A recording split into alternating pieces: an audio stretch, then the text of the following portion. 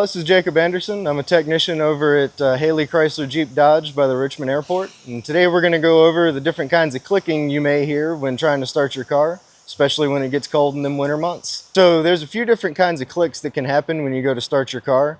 One of them, the easy one, is going to be if it clicks a whole bunch of times rapidly. Usually that's going to be a battery issue. Now there is another kind of click where it's only going to click once, and that's different. That's usually going to be a starter issue.